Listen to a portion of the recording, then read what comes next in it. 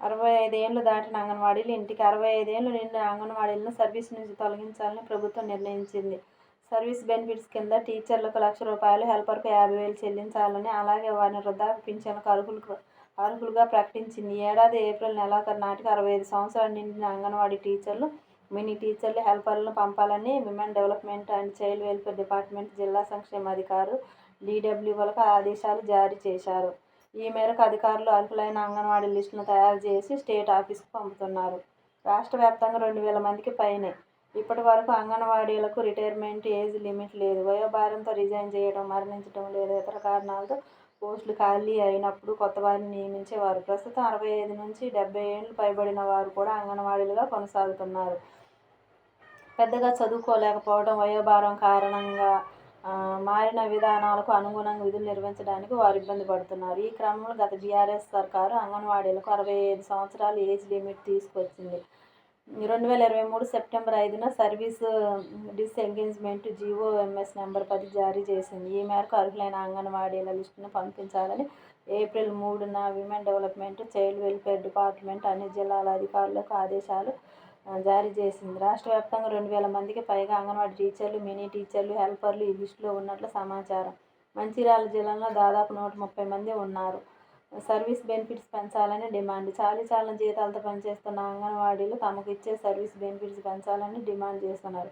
ప్రభుత్వం టీచర్లకు ₹1,00,000, హెల్పర్కు 50,000 సర్వీస్ బెనిఫిట్తో పాటు వృద్ధాప్య పెన్షన్ ఇవ్వనున్నట్లు ప్రకటించింది. అయితే ఇంత తక్కువ మొత్తంతో తాము ఎట్లా బతకాలని ఆవేదన వ్యక్తం చేస్తున్నారు. ఇప్పటి వరకు నెలవారీ జీతంతో జీవితాలు వెళ్లదీస్తున్నామని, ఇప్పుడు కొడుకులు, బిడ్డలకు భారం కావాల్సి వస్తుందని వాపోతున్నారు. ఏ ఆధారం లేని వారి పరిస్థితి ఏమిటని ప్రశ్నిస్తున్నారు. టీచర్లకు 10 లక్షలు, హెల్పర్లకు 5 లక్షలు సర్వీస్ బెనిఫిట్స్ చెల్లించాలని, శాలరీలో సగం పెన్షన్ ఇవ్వాలని, అర్హులైన వారసులకు ఉద్యోగ అవకాశం కల్పించాలని కోరుతున్నారు. ప్రస్తుతం టీచర్లకు 13,500, హెల్పర్లకు 8,600 జీతం ఇస్తున్నారు. ప్రీ స్కూల్స్గా అంగన్వాడీలు. రాష్ట్రంలో అంగన్వాడీ కేంద్రాలను క్రమంగా పూర్వ ప్రాథమిక పాఠశాలలు అంటే ప్రీ స్కూల్స్గా తీర్చిదిద్దాలని రాష్ట్ర ప్రభుత్వం యోచిస్తుంది. జాతీయ విద్యా విధానం 2020కు అనుగుణంగా వీటిని అభివృద్ధి చేసేలాగా రాష్ట్ర ప్రభుత్వం శిశు సంక్షేమ శాఖ కసరత్తు చేస్తుంది. తొలి విడత కేంద్రం కింద ప్రస్తుతం ప్రభుత్వ పాఠశాలల ప్రాంగణంలో ఉన్న వాటిని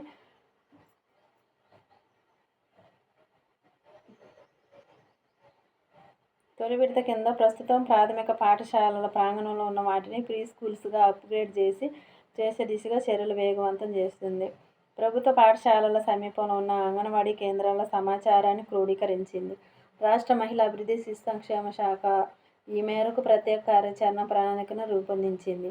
ఈ కేంద్రాల ఆధునీకరణకు అవసరమైన మౌలిక వసతులు, నిధులు తదితర అంశాలతో ప్రతిపాదనలను ప్రాథమికంగా ఖరారు చేశారు. వీటిని ప్రభుత్వ ఆమోదం కోసం పంపినట్లు మహిళా అభివృద్ధి, శిశు సంక్షేమ శాఖ వర్గాలు వెల్లడించాయి. ప్రస్తుతం ఎన్నికల కోడ్ అమల్లో ఉండటంతో జూన్ 6 తర్వాత ప్రభుత్వ ఆమోదం పొందే అవకాశం ఉన్నట్లు తెలిపాయి.